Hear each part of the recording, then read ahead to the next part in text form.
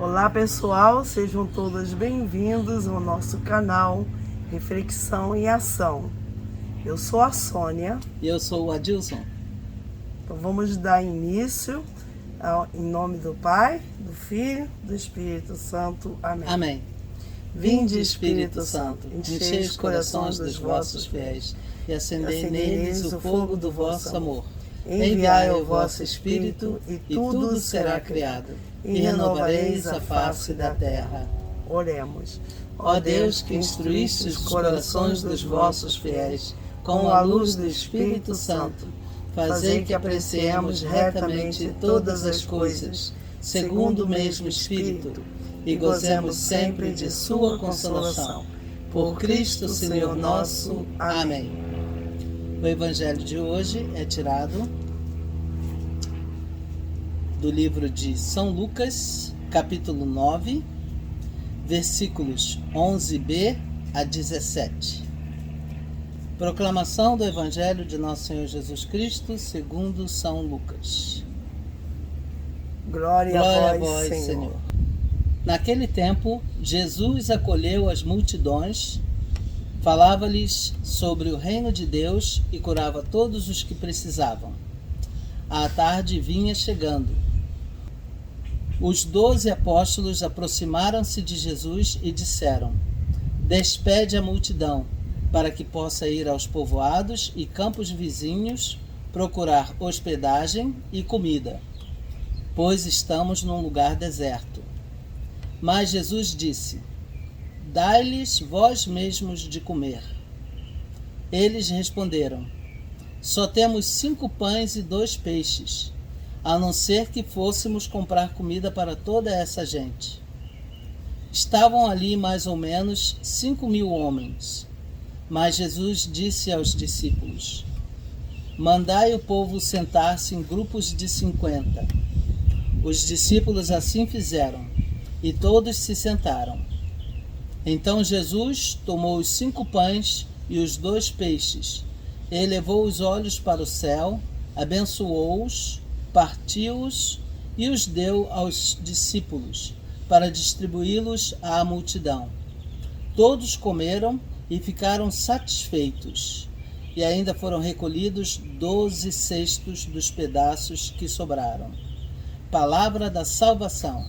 Glória a vós, Senhor. Bom, pessoal, vocês estão me vendo de máscara, é porque eu testei positivo por Covid. Então aqui em casa eu sou a única que estou positiva.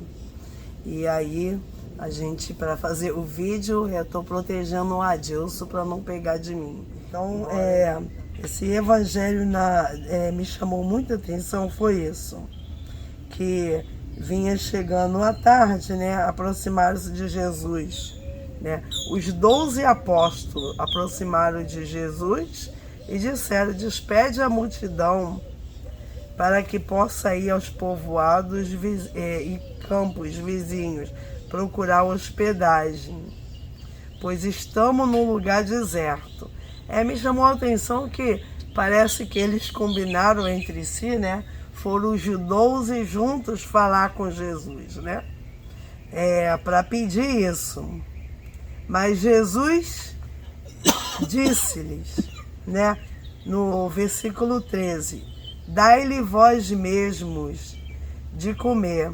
Eles responderam: Só temos 5 pães e 2 peixes, a não ser que fôssemos comprar comida para toda essa gente.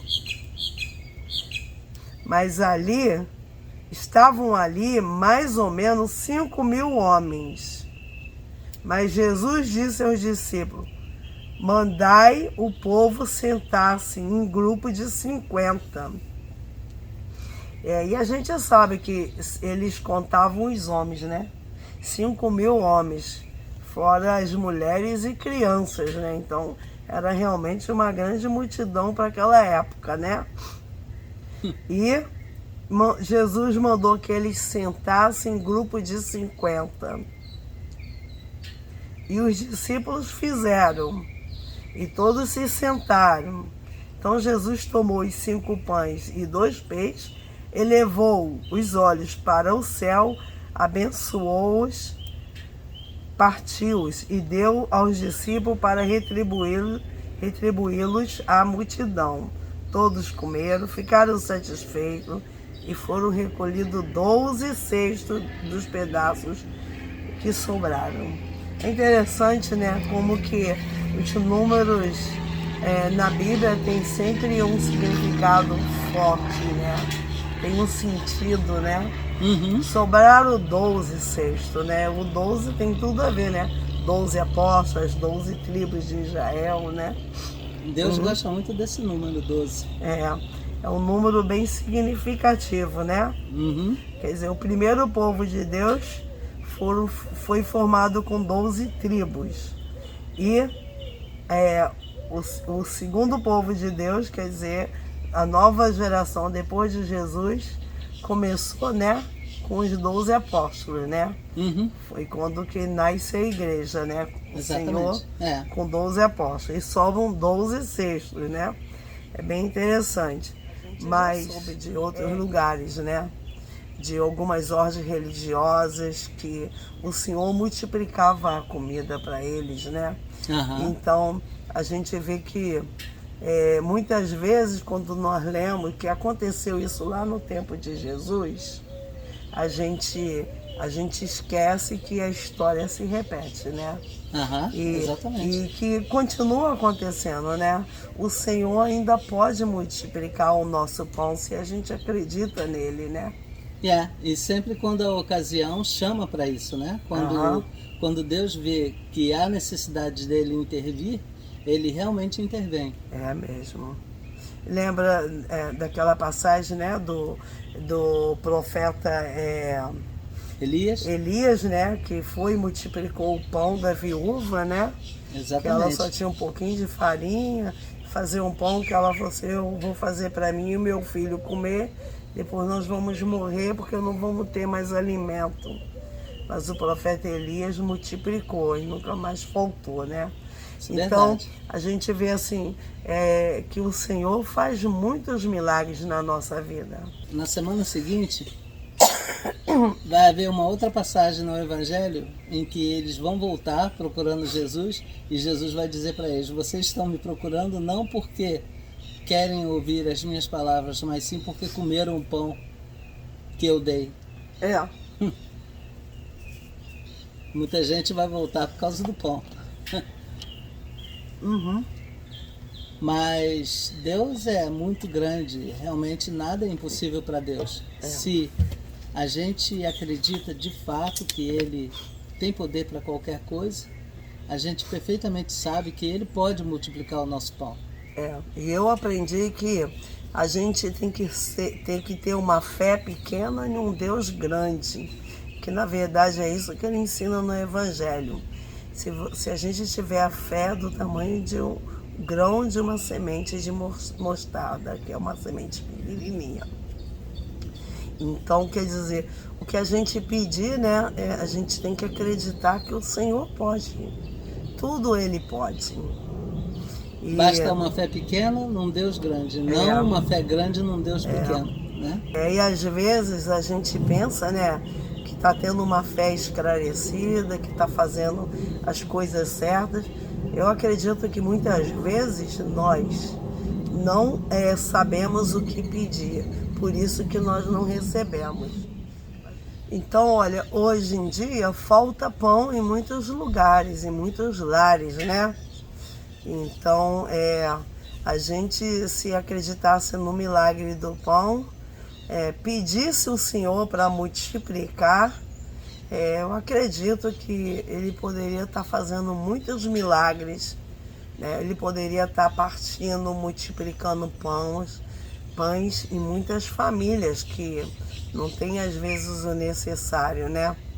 Uhum, é muito importante rezar e pedir a Deus que nos dê aquilo que nos falta, né? Uhum. Pedir a Ele, Senhor, eu preciso disso. E lembro que esse padre que a gente gostava muito de ouvir ele dizia sempre, Deus é rico de tudo. Tudo que você quiser, pede a Ele. Está precisando de trabalho, de dinheiro? Fala para ele, Senhor, eu estou precisando de dinheiro. Senhor, eu estou precisando de uma casa. Então, começa a pedir e vai vendo se ele não vai dar. Então, é interessante porque tem uma passagem também que Jesus vira para os discípulos e diz para eles assim: já tenho estado com vocês já há algum tempo e até agora vocês não me pediram nada. Pedi e lhes será dado. Vos será concedido.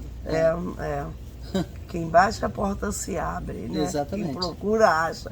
É no Evangelho de São Mateus, né? Me lembro. Exatamente.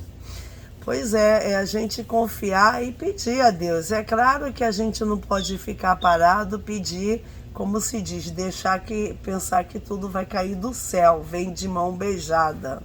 A gente tem que fazer a nossa parte. Temos que fazer a nossa parte.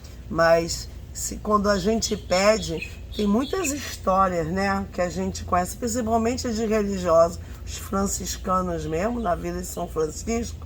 Eles foram morar na floresta, não tinha nada, muitas vezes não tinham o que comer, e aí eles falaram, São Francisco dizia, não se preocupe, que o Senhor providenciará. E daí a pouco chegavam pessoas com muita comida para eles, né? Eu me lembro lá da sopa de Marechal Hermes, quando o Frei Luciano começou esse trabalho, e às vezes tinha uma fila imensa de pessoas para comer lá, pessoas que não tinham nem aonde morar. E me lembro que a gente tinha senhoras amigas que trabalhavam lá. Aí eles diziam assim, nós botamos uma panela com água, óleo e sal no fogo, e a fila imensa, e sem saber o que ia dar, e daí a pouco começava a chegar doações, aí de repente fazia comida. Então eu soube de algumas vezes que me contaram que acontecia isso lá na sopa. E aí quer dizer que é bem interessante, né, que Deus proverá. Quando a gente pensa assim, da onde vamos tirar? O Senhor multiplica os pães, o Senhor multiplica o pão, o Senhor multiplica tudo aquilo que a gente precisa. É só confiar nele, né?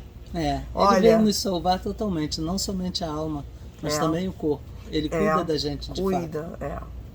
Sim, então, existem muitos relatos, né, de pessoas que já ganharam dinheiro até do céu, né? Já ganharam dinheiro que estava precisando.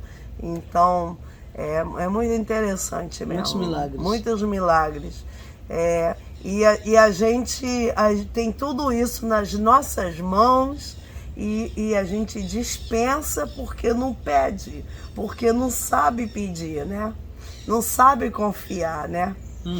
E o Senhor, veja o que o Senhor falou para os apóstolos, Ele brincou, né? Porque ele testou, né? Vai lá, vocês comprarem. Vós mesmos a eles o que comer.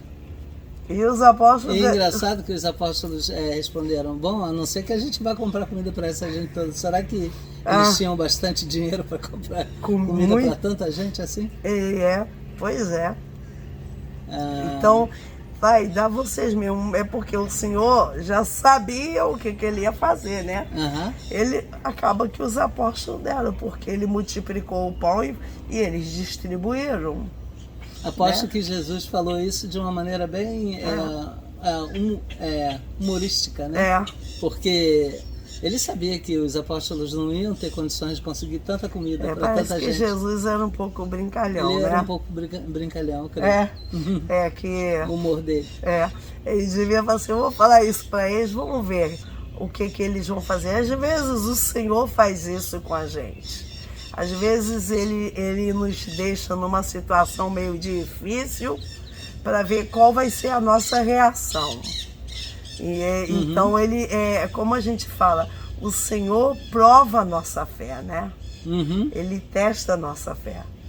Então ele conhece o nosso coração, mas as nossas ações, a nossa liberdade, né? A nossa força de vontade, isso é nosso, que ele deu, ele respeita, né? É você que vai escolher, que vai fazer. É como assim, como a gente diz que é uma das qualidades da alma, é ter vontade própria, né? A nossa vontade própria, o Senhor respeita. É muito bom, é muito interessante mesmo. Por isso que não tem como a gente não gostar do Senhor, não tem como mesmo, porque é um Senhor completo. É completo, de fato. Já pensou respeitar a sua vontade e dar uma alma com vontade própria. Não é uma vontade assim, nós vamos ter que ter vontade daquilo que Deus quer pra gente. Não, não é assim. Exatamente. Muito legal isso. Bom, então nesse dia de hoje, esse é um dia que me dá muita saudade do Brasil. Dia de Corpus Christi. Acreditamos que ele é o pão vivo descido do céu. E então é um dia de festa pra gente. Embora aqui na América, onde nós moramos, é um dia comum. Não existe feriado nacional para esse dia. E essa festa aqui é no domingo. No domingo que é a celebração de Corpus Christi aqui. Então tem o mesmo sentido, porque a nossa fé católica ela é a mesma em qualquer lugar, é universal, só que às vezes algumas datas litúrgicas mudam de dia. Às vezes acontece aí no Brasil dia de semana e aqui transfere-se para o domingo. Então o bom humor realmente faz parte também, é uma das qualidades da bondade do ser humano. É bem legal mesmo.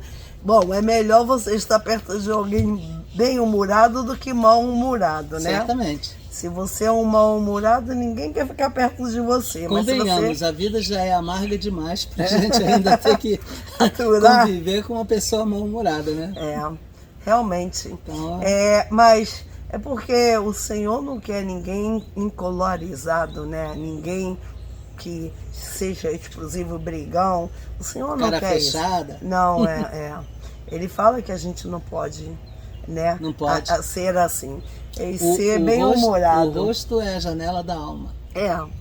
O coração pertence só a gente, mas o rosto é do próximo, né? Exatamente. Então, mesmo que você tenha sofrimentos, tenha dores, quer dizer, você deve de dar o seu melhor para as pessoas, porque todo mundo tem suas dores, seus sofrimentos, suas cruzes.